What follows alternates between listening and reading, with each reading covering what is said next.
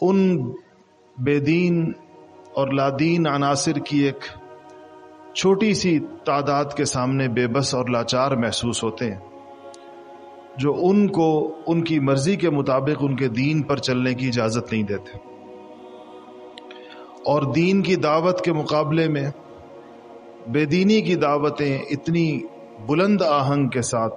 مسلمانوں کے معاشروں میں برپا ہیں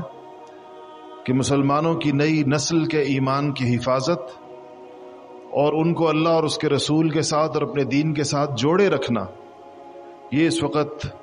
فکر مند مسلمانوں کے لیے سب سے بڑی آزمائش اور فکر اور پریشانی کی بات بن چکی ہے۔ اس سے زیادہ بڑی پریشانی مسلمانوں کے لیے کوئی اور نہیں ہے۔ نہ مسلمانوں کو مالی اعتبار سے ایسی کوئی پریشانی ہے کہ فقر و فاقہ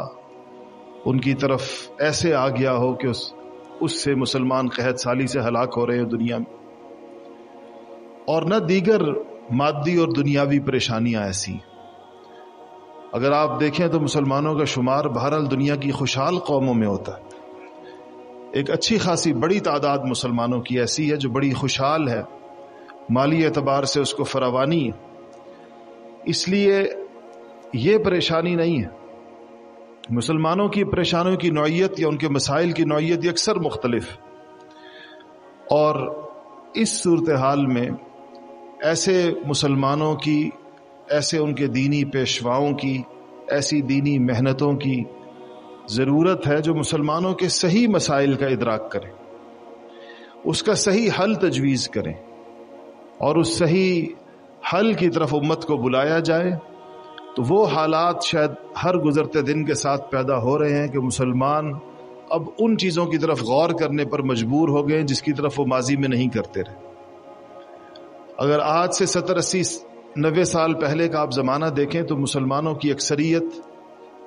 غلامی میں تھی، جسمانی غلامی میں۔ اس وقت ان کی جد و جہد کا محور اور مرکز یہ تھا کہ آزادی کیسے حاصل کی جائے۔ خود ہمارے اس خطے میں بر صغیر پاک و ہند میں انگریزوں کی غلامی سے آزادی حاصل کرنا فکر مند علماء کی محنتوں کا اولین جز تھا، ان کی ترجیحات میں سب سے اوپر تھا کہ دین کی حفاظت بھی کرنی ہے اور آزادی بھی حاصل کرنی ہے، اور اس آزادی کے حصول کے لیے جو قربانیاں دی گئیں اور جیسی قید و بند سہی گئی اور جو پھانسیاں اور جو تشدد سہا گیا، جتنی شہادتیں دی گئیں، وہ ایک لمبی چوڑی تاریخ ہے جس سے کم از کم دیندار مسلمانوں کی ایک اچھی بڑی تعداد واقف۔ اور یہ صرف بر صغیر کا مسئلہ نہیں تھا، آپ باقی عالم اسلام کو دیکھ لیں، تقریباً 2-3 ملکوں کے استثناء سے پورا عالم اسلام غلام تھا، اور اس وقت سب سے بڑا کام یہ تھا کہ ان کو اس غلامی سے کیسے آزادی دلائی جائے، کیونکہ اسلام ایک آزاد ماحول میں پھل پھول سکتا ہے اور اس کے تمام احکامات کے اوپر عمل ہو سکتا ہے۔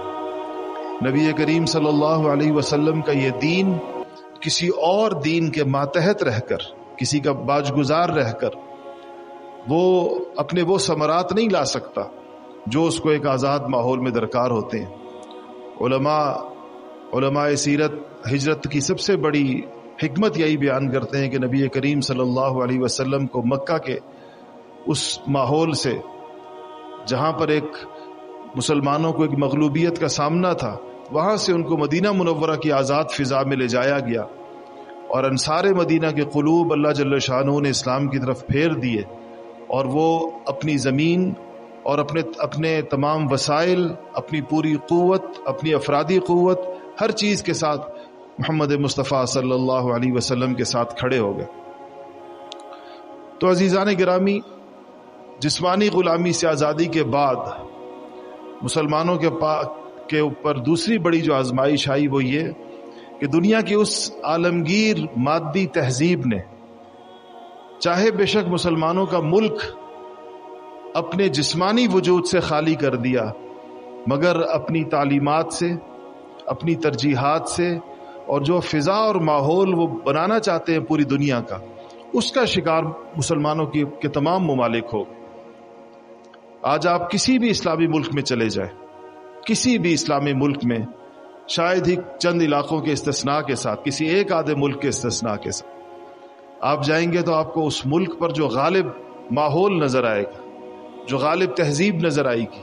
جو قوانین نظر آئیں گے، جو مسلمانوں کی اجتماعی اور انفرادی زندگیاں گزارنے کے جو طور طریقے نظر آئیں گے، وہ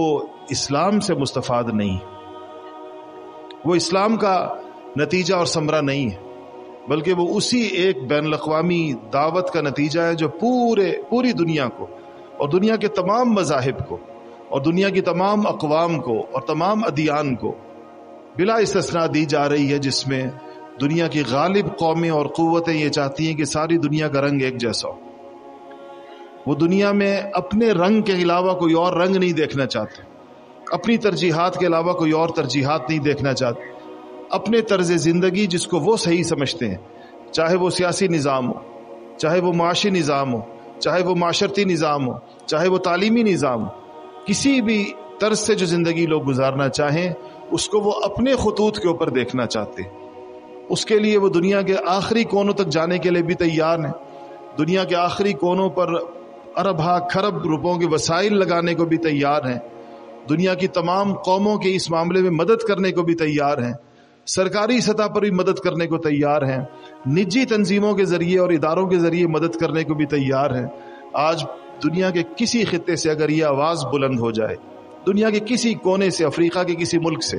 ایشیا کے کسی کونے سے کوئی ایک قوم یا کوئی ایک علاقہ اگر بین الاقوامی دنیا سے یہ مدد چاہے کہ ہمارے ہاں عورت باپرد ہے، ہم اس کو آزاد کرنا چاہتے ہیں، اس کو بے پرد کرنا چاہتے ہیں، ہم اس کو باہر نکالنا چاہتے ہیں، اس کو مرد کی طرح پورے معاشرے کے اندر گھمانا پھرانا چاہتے ہیں، تو آپ دیکھیں کہ پوری دنیا کے وسائل ان کی طرف متوجہ ہو جاتے ہیں، ان کی ہر ممکن مدد کی جاتی ہے۔ وہاں سے اگر ایک دو خواتین ان کو مل جائیں، ان کو آزادی کا ہیرو بنا کر پوری دنیا میں گھمایا جاتا ہے اور نئی نسلوں کی ذہن سازی کی جاتی ہے، مسلمانوں کو اس پر کھڑا کیا جاتا ہے کہ وہ کہیں کہ یہ پردے کی بات کرنے والے دقیانوسی ہیں، یہ پرانے زمانے کے لوگ ہیں اور ان کی عقل اور ان کی سمجھ ناقص ہے، اور جتنا برا بھلا اور لان تان کیا جا سکتا ہے اس کو وہ کیا جاتا ہے۔ یہ افریقہ میں بھی ہو رہا ہے، یہ ایشیا کے اندر بھی ہو رہا ہے، دنیا کے دوسرے حصوں کے اندر بھی ہو رہا ہے۔ کسی بھی بے دینی کی چیز پر اگر کوئی فرد یا معاشرہ آنا چاہے اور اس کے لیے وہ آواز لگا دے، اس کے لیے آپ دیکھیں دنیا میں کیسے اس کی مدد کا نظام بنایا گیا ہے، اس کی کیسے نصرت کی جاتی، اور تو اور جو بے حیائی کی چیزیں جس کو زبان پر بھی لانا لوگوں کے لیے مشکل ہو، اگر اس کی بھی کوئی آواز لگا دے اور اپنے آپ کو اس برادری کا فرد ڈکلیئر کر دے، تو آپ دیکھیں کہ پوری دنیا سے اس کی تائید شروع ہو جاتی۔ اس کو صرف یہ نہیں کہ مدد دی جاتی ہے، اس کو ایک ہیرو بنا کر پیش کیا جاتا ہے کہ یہ وہ لوگ ہیں جو اپنے معاشرے کے جبر کے خلاف اٹھے، یہ وہ لوگ ہیں جو فرسودہ دینی تعلیمات کے خلاف اٹھے، یہ وہ لوگ ہیں جنہوں نے یہ کارنامہ انجام دیا ہے۔ اس کے بالمقابل آپ مسلمانوں کی قسم پرسی دیکھیں اور ان کا اپنے دین کے پر غیرت یا حمیت کا معاملہ دیکھیں، اور ان کا ہر گزرتے دن کے ساتھ اپنے دینی شاعر سے اور اپنے تمدن سے اور اپنی تہذیب سے اور دین کے ان آثار اور ان نتائج سے جو معاشروں پر نظر آتے ہیں، آپ اس سے دستبردار ہوتے ہوئے اور مسلمانوں کے معاشروں کو پیچھے کی طرف جاتا ہوا اس معاملے میں دیکھیں تو آپ کو نظر آئے گا کہ واقعی امت ایک بڑی سخت ترین آزمائش میں ایک بڑی سخت ترین آزمائش اس کو درپیش۔ جب پوری دنیا مل کر کسی کو دبا رہی ہو، اس میں قدرتی طور پر ایک جذبہ بیدار ہوتا ہے، اور وہ اپنے دفاع کا جذبہ بیدار ہوتا ہے، اور اپنے تمدن کو، اپنے طریقہ زندگی کو مٹنے سے بچانے کا جذبہ بیدار ہوتا ہے۔ یہ جذبہ جن قوموں کے اندر بھی کہیں پیدا ہوا، اس کے اثرات اور نتائج انہوں نے اس کے دیکھ لیے۔ آج جو لمحہ فکریہ ہے وہ کہ مسلمانوں میں یہ جذبات پیدا نہیں ہو رہے، پوری دنیا کے حالات وہ دیکھ رہے ہیں اور اس میں اپنی طرف بڑھتے ہوئے نہ صرف قدم دیکھ رہے ہیں بلکہ دھکیل کر دیوار کے ساتھ اپنے آپ کو لگاتے ہوئے مناظر بھی مسلمان دیکھ رہے ہیں۔ لیکن اس کے باوجود اسلامی معاشروں میں جو اس کے حوالے سے جو فکر مندی پیدا ہونی چاہیے تھی اور جن چیزوں کے اوپر مسلمانوں کو جم جانا چاہیے تھا کہ کچھ بھی ہو جائے اپنی زندگیوں سے اس کو نہیں نکلنے دیں گے، تو آپ دیکھیں کہ وہ چیزیں آپ کو نکلتی بھی نظر آئیں گی۔ یہ ایک بہت بڑی فکر مندی کی چیز ہے، اور ہمیں اس پوری امت کے تناظر میں اس کو دیکھنے کی ضرورت ہے،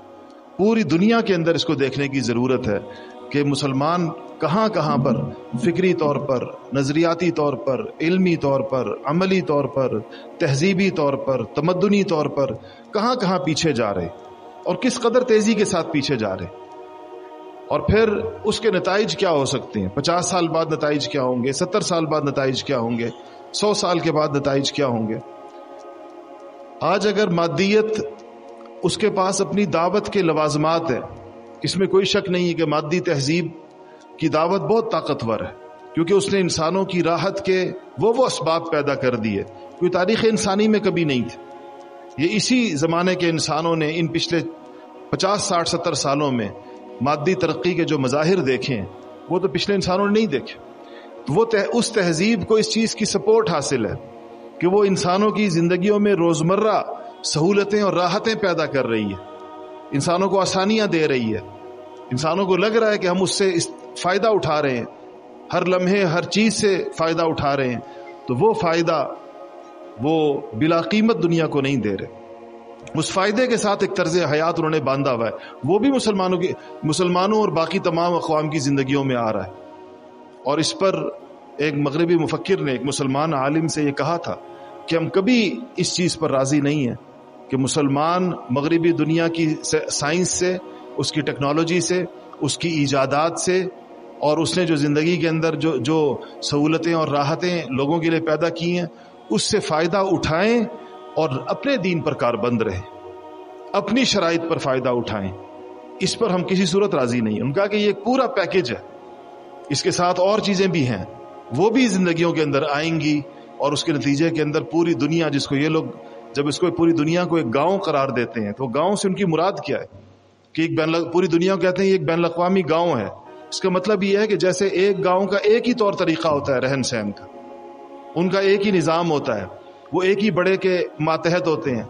اور ان کے درمیان فرق نہیں ہوتا، تفریق نہیں ہوتی۔ وہ کہتے ہیں کہ ہم بھی دنیا کو ایسے ہی بنانا چاہتے ہیں۔ اس میں جن کے ہاں امتیازات ہیں ان کی دشمنی ان کے ساتھ، جو یہ کہیں کہ ہمارا نظم بالکل مختلف، ہمارا طرز حیات مختلف، ہمارے عقائد مختلف، ہماری ترجیحات مختلف، تو آپ پوری دنیا میں دیکھیں کہ اس عالمی طاغوت سے اس معاملے میں اختلاف کرنے والا دین کون سا ہے؟ کون سا دین ہے جو ان کے سانچے میں فٹ نہیں ہو سکتا؟ کون سا دین ہے جو ان کے ساتھ تعاون کر کے نہیں چل سکتا؟ کون سا دین ہے جو ان کے رنگ میں رنگ نہیں سکتا؟ دنیا کے باقی تمام ادیان کے رویے آپ کے سامنے ہیں۔ انہوں نے ہتھیار پھینک دی اپنے دینی تشخصات سے، جہاں پر اس سے اختلاف پیدا ہوتا، وہ ان کے جن علامتوں کی وہ اجازت دیتے ہیں وہ تشخص نہیں ہوتا، وہ ایک خاص قسم کی رنگا رنگی کی اجازت دیتے ہیں اور اس کو بڑا اچھا سمجھتے ہیں۔ اقوام متحدہ کے اجلاس کے اندر ایک افریقی قبیلے کا سربراہ، کسی افریقی ملک کا سربراہ، وہ نیم برہنہ، تقریباً برہنہ پتے پہن کر شریک ہوا اجلاس۔ اس نے کہا یہ میری قوم کا لباس ہے، یہ ہمارا طریقہ، ہم پتے پہنتے، ہم لباس نہیں پہنتے، کپڑے نہیں پہنتے، پتوں سے ستر پوشی کرتے۔ اس کو انہوں نے بڑے بہترین طریقے کے ساتھ اس کا خیر مقدم کیا، اور بہت اس کو اچھا سمجھا گیا کہ یہ دیکھیں یہ کیسے اپنی تہذیب کے اوپر کھڑا ہوا شخص۔ کیا مسلمانوں کے تہذیبی شاعر کے ساتھ بھی دنیا کا رویہ یہی ہے؟ حتیٰ کہ اسلامی ملکوں کے اندر نہیں۔ ہمارے ہاں اسی صوبے کے اندر سکھوں کو اس بات کی اجازت دی گئی کہ وہ ہیلمٹ نہ پہنے، اس لیے کہ ان کے پگڑی ان کے شاعر کا حصہ ہے، لیکن مسلمانوں کے لیے استثناء نہیں ہے۔ آپ بغیر ہیلمٹ کے جا رہے ہوں تو آپ کا وہ چالان کر دیں گے۔ آپ کہتے ہیں کہ جی میں نے پگڑی پہنی ہوئی ہے، تو کہیں گے یہ تو قانون میں استثناء نہیں ہے، لیکن سکھوں نے اپنا استثناء لے لیا۔ انہوں نے کہا کہ جی پگڑی ہمارے دین کا حصہ ہے۔ ان کے جو 5 کاف ہیں جس پر ان کا دین کھڑا ہے، ان میں سے ایک پگڑی ہے، اور ان کے ہاں جو پگڑی نہیں پہنتا سکھ تو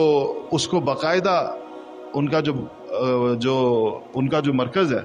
وہاں آ کر باقاعدہ ایک دفعہ توبہ کرنی پڑتی ہے، اور دوبارہ پھر اثر نو اس کی توبہ ان کا جو بڑا گرو ہے وہ قبول کرتا ہے، پھر اس کے بعد اس کو دوبارہ ایک اور نام ہے مختلف ان کے دین کے اندر، دین پر عمل کرنے والوں اور نہ کرنے والوں پر۔ آپ حیران ہوں گے کہ کرپان ایک چھوٹی سی تلوار ہوتی ہے، وہ بھی ان کے ان 5 شاعر میں شامل ہے۔ اب آج کل اسلحے کے معاملے میں کتنی سختی ہے پوری دنیا میں، لیکن وہ بڑے بڑے شہروں کے اندر اپنی وہ چھوٹی تلوار جس کو کرپان کہتے ہیں وہ لگا کر پھرتے ہیں، اور یورپ کے اندر بھی پھرتے ہیں اور امریکہ میں بھی پھرتے ہیں، کہتے ہیں ہمارے شاعر کا حصہ ہے۔ تو دنیا ان چیزوں کے ساتھ تو گزارا کرنے کو تیار ہے، لیکن مسلمانوں کے ساتھ ان کے تہذیبی اختصاصات کے ساتھ، تمیزات کے ساتھ، جہاں مسلمان کہیں کہ ہمارے معاملات باقی تمام ادیان سے جدا ہے اور ہمیں محمد عربی صلی اللہ علیہ وسلم میں کامل دین دے کر گئے، اس کے کسی حصے سے دستبرداری کی ہمیں اجازت نہیں ہے بحیثیت مسلمان، اس کے لیے دنیا کسی قیمت کے اوپر آمادہ نہیں، کسی صورت پر آمادہ نہیں، کیونکہ وہ اس دین، ان چیزوں کے پشت پر جو مسلمانوں کی قوت ہے اور اس کے پشت پر جو مسلمانوں کا نظام حیات ہے، دنیا نے 1000 سال اس کا مشاہدہ کیا ہے۔ دنیا جانتی ہے کہ اس کے نتیجے کے اندر کیا ہوتا ہے، اور پوری دنیا کو جب یہ مسلمان اللہ کے رنگ میں رنگنا چاہیں اور جب کسی علاقے کی طرف ایسے مسلمان جائیں تو ان علاقوں کے اوپر جو اثرات اس کے مرتب ہوتے اور جس طرح کا نظام حیات وجود کے اندر آتا ہے، یہ آج کا خواہش پرستی پر کھڑا ہوا مادی نظام اس کے سامنے ایک دن بھی نہیں چل سکتا، 1 گھنٹے کے لیے بھی نہیں چل سکتا۔ یہ دونوں جمع نہیں ہو سکتے ایک جگہ کے اوپر، ایک جگہ جہاں پر انسانی خواہشات کو خدا بنا دیا گیا ہو اور دوسری جگہ جہاں پر آسمانی تعلیمات کو اور خدا کے حقیقی وجود کو خدا سمجھا جاتا ہو۔ یہ دونوں چیزیں ایک جگہ کیسے جمع ہو سکتی؟ دونوں کسی ایک میان میں دونوں تلواریں کیسے سما سکتی ہیں؟ چونکہ دنیا اس بات کو جانتی ہے، اس لیے مسلمان آج پوری دنیا میں آزمائش کا شکار، ان کی ہر وہ محنت اور کوشش جو ان کو ان کی اصل پر کھڑا کرنے کی کوشش ہو، آپ دیکھیں کہ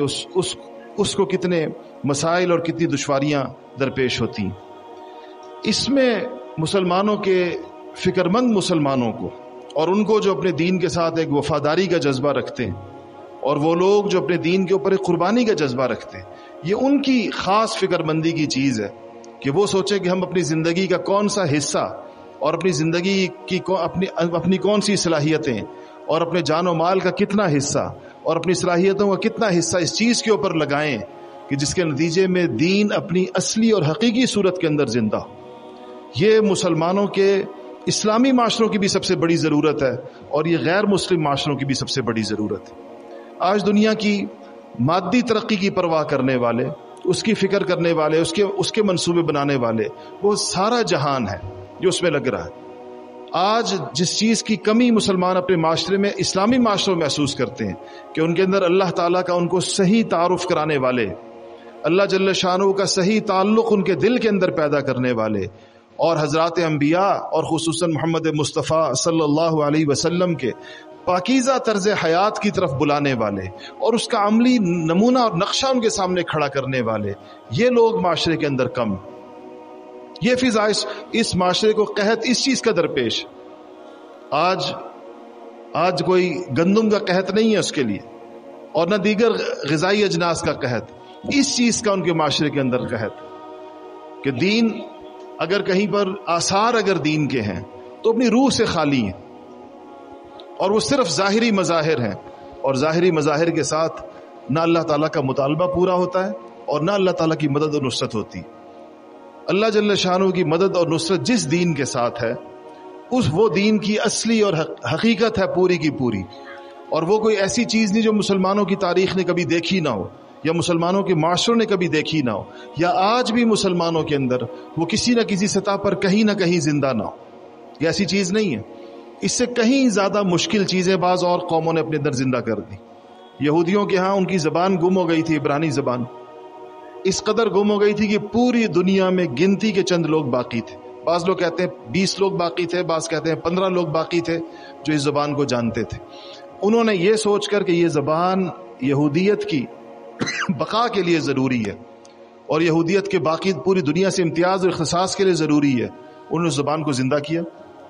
ایسا زندہ کیا کہ آج اسرائیل میں عبرانی کے اندر اخبار چھپ رہے ہیں، سرکاری زبان ہے، رسالے چھپ رہے ہیں، پڑھائیاں ہو رہی ہیں، یونیورسٹیاں بن گئی ہیں اسی نام سے، اور اس میں ہر سطح کی تعلیم ہو رہی ہے۔ ایک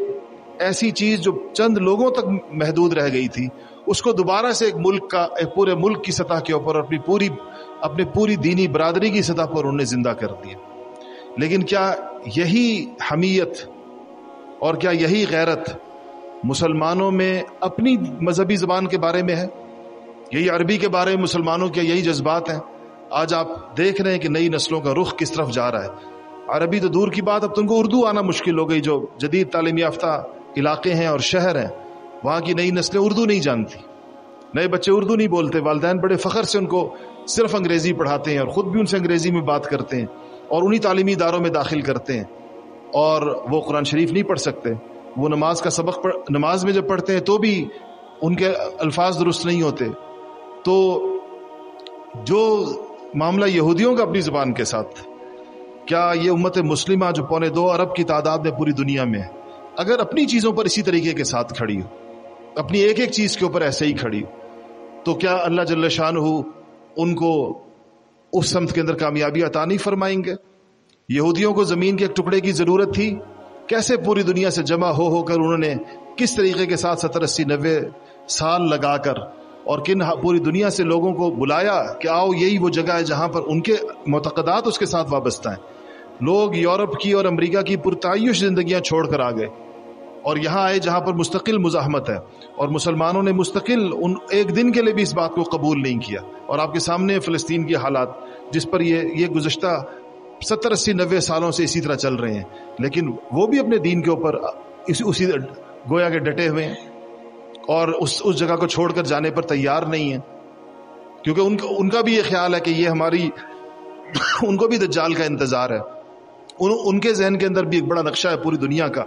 جس میں مدینہ منورہ اور پوری دنیا شامل ہے، وہ اس طرف اپنی لے کر جانا چاہتے ہیں. دوسری طرف سے مسلمانوں کی مزاحمت ہے، ان کے پاس بھی اللہ اور اس کے رسول کے وعدے ہیں اور ان کی باتیں ہیں، اور مستقبل کا ایک نبی کریم صلی اللہ علیہ وسلم نے بھی مستقبل کا ایک نقشہ ہم کو بھی بتایا ہے. لیکن امت مسلمہ اس معاملے میں کیا اسی حمیت کا مظاہرہ کر رہی ہے؟ کیا اسی فکر مندی کا مظاہرہ کر رہی ہے؟ تو آپ یقیناً یہ نہیں کہہ سکتے کہ ایسا ہے. اور اس کی وجہ کیا ہے؟ اس کی وجوہات میں سے ایک وجہ تو یہی جو مادی تہذیب پوری دنیا پر آئی ہے اس سے مسلمانوں کو بھی اپنی لپیٹ میں لے لیا، اور مسلمانوں کو اپنی لپیٹ میں لینے کے بعد اب ہر مسلمان ایک راحت کی زندگی کا خوگر ہے، اور وہ چاہتا ہے کہ بس میں اپنا کھاؤں کماؤں، اور میری اس کی زیادہ سے زیادہ دینداری کی جو آخری حد ہے اس کے ذہن کے اندر وہ یہ کہ وہ 5 وقت کی نماز پڑھ لے اور جب رمضان آئے تو اس کے روزے رکھے. اس حد تک ایک مسلمانوں کی بہت بڑی تعداد اپنی زندگی کو محدود کر چکی ہے. اس سے آگے نہ وہ دیکھتی ہے، نہ وہ سوچتی ہے، نہ اس سے آگے وہ کسی کی بات سنتی ہے، نہ کسی اور طرف جاتی ہے. یہ اس کے نزدیک میں دین کا تقاضا اسی سے پورا ہوگی. اور اس کے بعد مسلمانوں کی ایک اور بہت بڑی قسم ایسی ہے جو دین کے نام پر باہم دست و گریباں ہیں.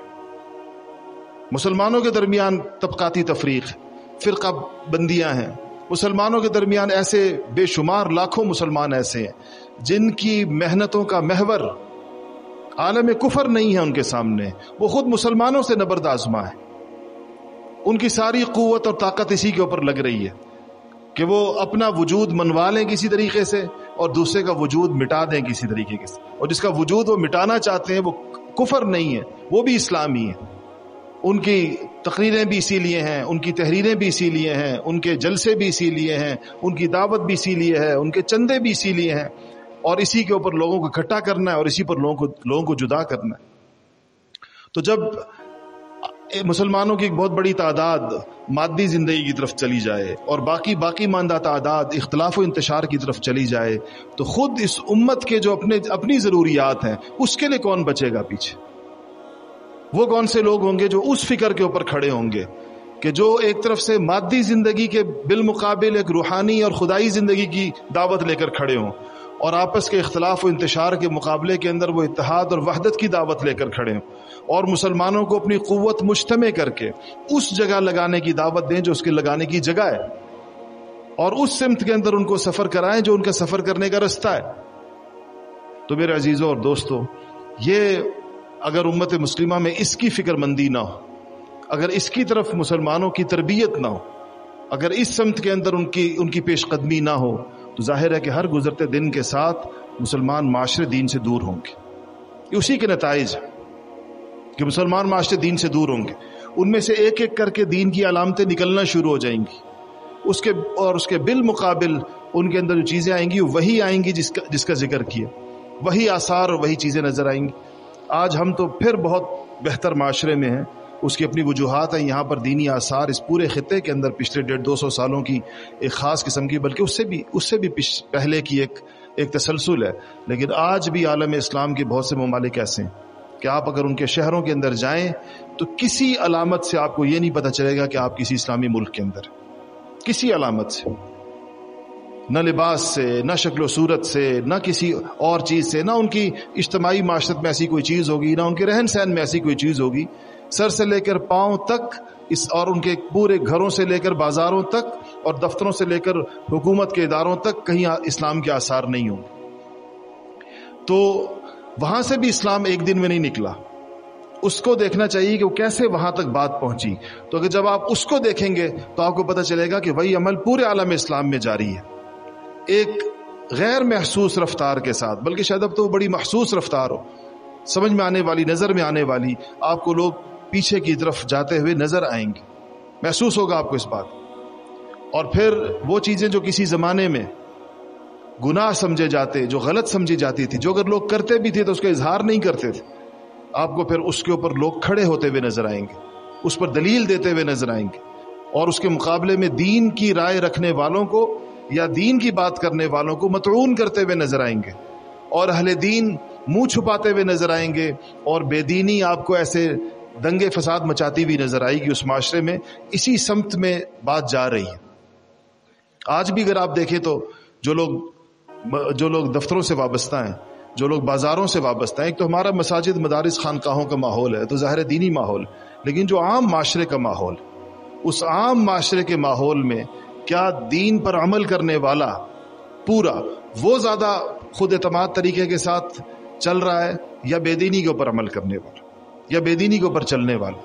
یہ ہمارے اس ملک میں جس کے اندر 90% سے زیادہ مسلمان آباد ہیں, وہاں پر بھی دین پر چلنے والے کو مشکلات درپیش. آج یعنی یونیورسٹیوں کے اندر آپ جا کر دیکھیں, دفتروں کے اندر جا کے دیکھیں, محکموں کے اندر جا کے دیکھیں تو ایک دیندار کو صفائی پیش کرنی پڑتی ہے, اس کو اجازتیں لینی پڑتی ہیں اپنی دینی چیزوں کی, بے دینوں کو نہیں ضرورت پڑتی پیش. اس فضا کے اندر مزید آگے بھی بات جا سکتی ہے وقت گزرنے کے ساتھ, اگر اس پر بر وقت مسلمان فکر مند نہ ہو اور حقیقی دین کی چیزوں کو پکڑ نہ لے. اور اس میں کیا چیزیں ان کو درکار ہیں؟ اولین چیز یہ کہ ظاہر معاشرہ یہاں تک اس وقت جاتا ہے کہ جب وہ خدا کو بھول جاتا ہے. خدا فراموشی اولین چیز ہے جو معاشروں میں پیدا ہوتی ہے. اسی لیے دین کے سارے اعمال کے ساتھ ایک چیز کہی جاتی ہے احتسابا للہ, کہ انسانوں کے اعمال احتساب کے جذبے کے ساتھ ہو. احتساب کہتے ہیں آخرت میں ثواب پانے کی, اللہ تعالیٰ سے اس کے اجر کی طلب کے اندر مسلمانوں کے اعمال. تو خدا کو یاد رکھنے کے یہ چیزیں, وہ ساری چیزیں جس سے خدا یاد آئے, وہ سارے کام, وہ ساری عبادات,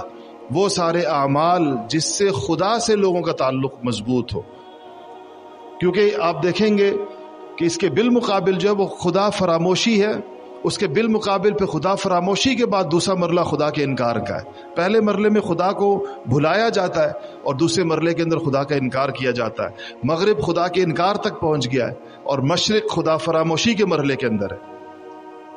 اس مرحلے کے اوپر بھی اگر جھنجھوڑ کر اللہ کی طرف لوگوں کو بلانے والے لوگ اور اللہ کی طرف بلانے والی چیزوں میں ایک بڑی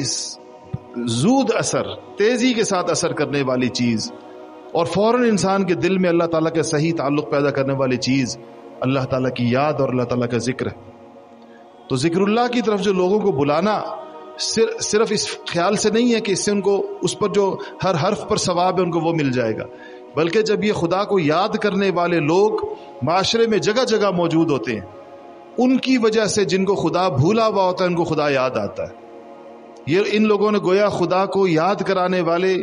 جگہیں اور مجلسیں قائم کی ہوئی ہوتی ہیں, جس کے ذریعے سے اللہ تعالیٰ کے ساتھ جو یہ سمجھتا ہے کہ اس کا تعلق کمزور ہو گیا, جو یہ سمجھتا ہے کہ اس کو خدا بھول گیا, وہ آتا ہے, اس کو ایک صحیح تعلق اللہ تعالیٰ کا نصیب ہوتا ہے اور اس کو ایک صحیح دین اس کو پتہ چلتا ہے اور وہ اس کی طرف چلتا ہے اور اس کی طرف جاتا ہے. اور اس کے بعد دوسری چیز جسکی ضرورت مسلمانوں کو اور پوری انسانیت کو جس کو ضرورت پڑتی ہے وہ نفوس ہیں جن کے دلوں میں اللہ تعالیٰ کی یاد اور جن کا اللہ تعالیٰ کے ساتھ ایک خاص قسم کا تعلق اور اللہ تعالیٰ کی معرفت اور محبت ان کے قلوب میں ایسی زوردار طریقے کے ساتھ موجود ہوتی ہے کہ اس کے اثرات متعدی ہوتے ہیں. وہ صرف ان تک محدود نہیں ہوتی بلکہ وہ جو ان کے پاس آتا ہے, جو ان کے ساتھ تعلق رکھتا ہے, جو ان کے ساتھ رہتا ہے, اس کو بھی یہ محسوس ہوتا ہے کہ اس تعلق کے نتائج اس کو بھی اپنے دل کے اوپر محسوس ہونا شروع ہوتے ہیں. اس کو ہم صحبت صالح کہتے ہیں, اس کو ہم نیک صحبت کہتے ہیں کہ اچھی صحبتوں کے یہ نتائج ہوتے ہیں. اور یہ اچھی صحبت اگر معاشرے میں موجود ہی نہ ہو کہیں پر بھی, اس سے زیادہ کسی معاشرے کے اندر اس سے بڑی تباہی کیا ہوگی, اس سے بڑی اس کی محرومی کیا ہوگی کہ اس پورے معاشرے میں کوئی فرد ایسا نہیں کہ جس کے پاس لوگ جائیں اور وہ ان کو اللہ کا رستہ اور اللہ کا پتہ بتائے. اسی لیے ہمارے مشائخ جب کسی کو دینی کاموں کی یا سلوک کے طریقوں کی اجازت دیا کرتے تھے تو ایک جملہ کہا کرتے تھے, کوئی اللہ کا نام پوچھے تو بتا دینا. کہیں فرماتے تھے کوئی اللہ کا پتہ پوچھے تو بتا دینا. گویا کہ یہ رستہ اللہ کا نام اور اللہ تعالیٰ کا پتہ یعنی اللہ تعالیٰ کا تعلق اور اللہ کی محبت و معرفت یہ دلوں میں پیدا کرنے کا رستہ ہے. دوسری چیز اس کے ساتھ یہ ان کی ضرورت ہے. تیسری چیز میرے عزیزوں اور دوستوں, مادی تہذیب کا مقابلہ صرف ایک چیز کے ساتھ ہو سکتا ہے باقی چیزوں کے علاوہ, کہ جب تک اس کا مسلمانوں کے اندر جذبہ نہیں پیدا کیا جائے گا, اور وہ ہے نفس کا مجاہدہ. مادی تہذیب راحت کا نام ہے اور وہ راحت کی اس حد تک جا رہی ہے کہ اس سے زیادہ راحت ممکن نہیں. آج انسان یہ کہہ رہے ہیں, آپ نے سنا ہوگا بلکہ آ گئی ہیں یہ چیزیں, کہ اب انسان کہتے ہیں پہلے یہ تھا کہ انسان چراغ جلاتے تھے, پھر یہ روشنیاں قمقمے آئے, لائنیں بچ گئیں, لوگوں کو بٹن آ گئے, بٹنوں کے ذریعے روشنیاں جلا دی جاتی ہیں, ہو جاتی ہیں. اب کہہ رہے ہیں کہ جی بٹن تک جانا اور بٹن کو دبانا یہ بھی مشقت ہے.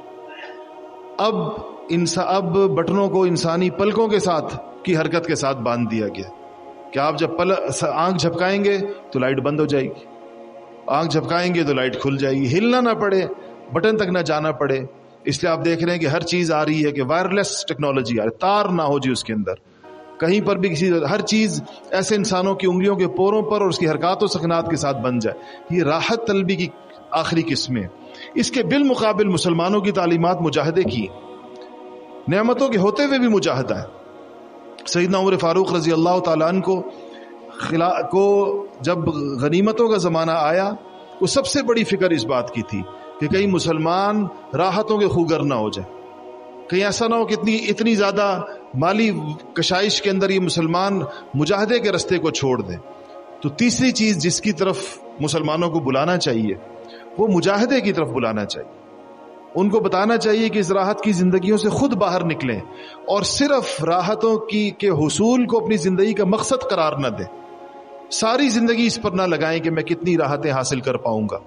اور اس میں مادی دنیا ایک سے بڑھ کر ایک چیز لاتی رہے گی. انسان ایک حد تک پہنچے گا وہ اس سے اگلی چیز لا چکے ہوں گے, وہ اس حد تک پہنچے گا وہ اس سے اگلی چیز لا چکے ہوں گے. آپ لوگ دیکھ رہے ہیں کہ ہر چیز کے نئے ورژن آتے رہتے ہیں اور پہلے سے زیادہ راحت کی چیزیں ہوتی.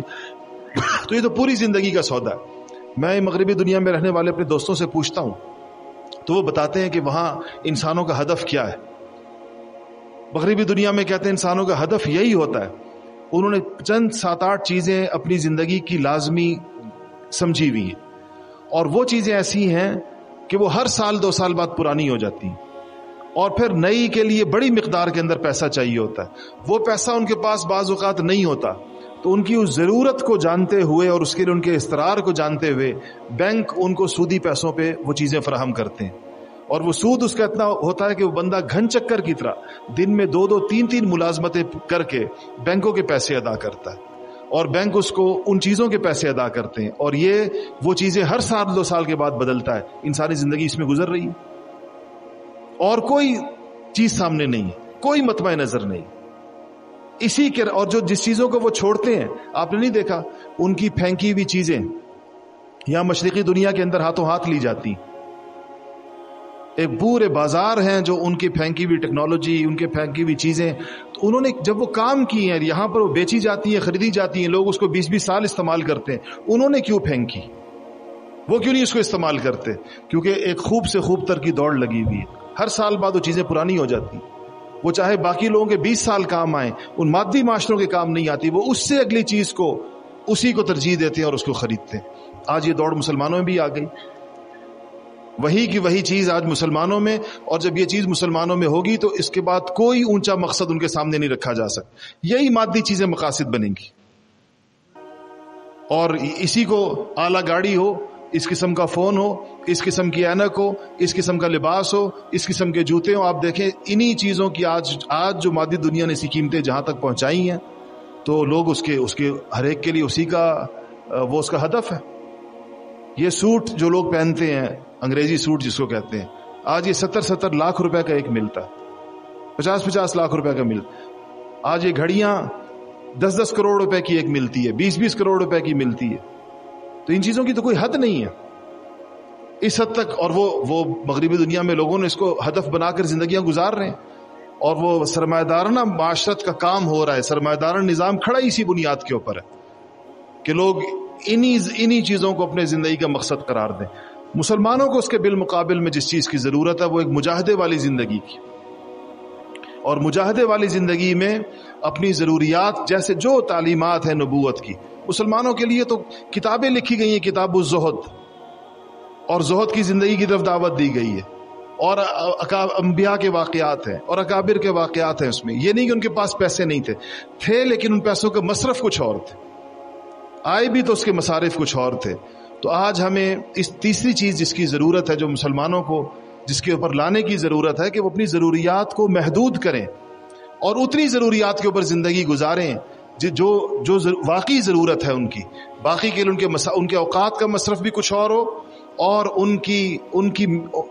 کے خرچ کا مصرف بھی کچھ اور ہو۔ اگر آپ ان 3 چیزوں پر بھی جو عرض کی، اگر آج کی امت کو ہم لانے کے اوپر تیار ہو جائیں کہ وہ اپنا طرز زندگی بدلنے کو تیار ہوں اور مادیت سے روحانیت کی طرف آ جائیں، اور مادی چیزوں کی خرید کی بجائے وہ مقاصد زندگی کے اوپر آ جائیں کہ مقصد زندگی کا کیا ہے، اور وہ نیک صحبت، نیک لوگوں کے قلوب سے استفادہ کریں، ان سے زندگی کا مقصد بھی سمجھیں، ان سے اپنے اعمال اور اپنے جذبات کی اصلاح بھی کرائیں، اور وہ خدا جس کو وہ بھولتے چلے جا رہے ہیں، جو ان کی زندگی سے جس کا تصور نکل رہا ہے، اس خدا کو یاد کرنے والے اعمال کے اندر اور یاد رکھنے والے اعمال کی طرف آئیں۔ تو میرے عزیزوں اور دوستوں، یہ وہ رستہ ہے، یہ وہ مخرج ہے، وَمَن يَتَّقِ اللَّهَ يَجْعَل لَهُ مَخْرَجًا، یہی وہ مخرج ہے جس کے ذریعے سے امت ان حالات سے نکل سکتی۔ تو یہاں جہاں پر آپ جس اجتماع کے لیے تشریف لائے ہیں، یہ اس فکر کو آپ کے اندر پیدا کرنے کی کوشش، یہ جس تربیتی نظم کی ہم آپ کو دعوت دیتے ہیں اور بتاتے ہیں کہ یہاں پر الحمدللہ لوگ آتے ہیں، 40 دن گزارتے ہیں، چلہ گزارتے ہیں، کم و بیش اوقات لگاتے ہیں، یہ اجتماعات یہاں مرکزی بھی ہوتا ہے، علاقائی بھی ہوتے ہیں، یہ اس امت کی دینی ضروریات کو پورا کرنے کے لیے کہ دینی اعتبار سے ان کو کن چیزوں کی ضرورت ہے، اور دنیا اس میں ضمناً اور طبعاً خود بخود آ جاتی ہے۔ یہ ہم نہیں کہتے کہ ہم دنیاوی ضروریات کی بات نہیں کرتے، ہم کو رہبانیت کی تلقین تو نہیں کرتے، لیکن وہ خود بخود اس کے ضمن میں بہت ہی اچھے اور صحیح طریقے کے ساتھ آ جاتی ہے۔ لیکن اس پر پوری امت کو لانے کے لیے، پوری انسانیت تک اس بات کو پہنچانے کے لیے ظاہر ہے کہ تربیت یافتہ لوگوں کی ایک بہت بڑی جماعت کی ضرورت ہے۔ ایسے لوگوں کی ضرورت ہے جن کی زندگیاں اول تو خود اس پیغام کا عملی مظہر ہو، کیونکہ یہ پیغام کوئی ایسا نہیں جو صرف زبان سے دیا جائے، یہ ایک ایسا پیغام ہے کہ ان کی اپنی زندگیاں اس کا عملی مظہر ہوں، اور ان کی زندگیوں کے اندر اور اس تربیت سے وہ گزرے ہوئے ہوں، تب جا کر وہ دنیا کے سامنے ایک نمونہ رکھ سکتے ہیں۔ صرف مسلمانوں کے سامنے نہیں، غیر مسلموں کے سامنے بھی نمونہ رکھ سکتے ہیں، اور غیر مسلموں کو اس کی جتنی ضرورت اور اس وقت ان میں اس کے لیے جتنی طلب پیدا ہو گئی ہے، وہ آپ ان لوگوں سے پوچھیں کہ جو لوگ مغربی معاشروں میں رہ رہے ہیں کہ ان کے پاس کیسے لوگ آتے ہیں اور اپنی طلب کا اظہار کرتے ہیں،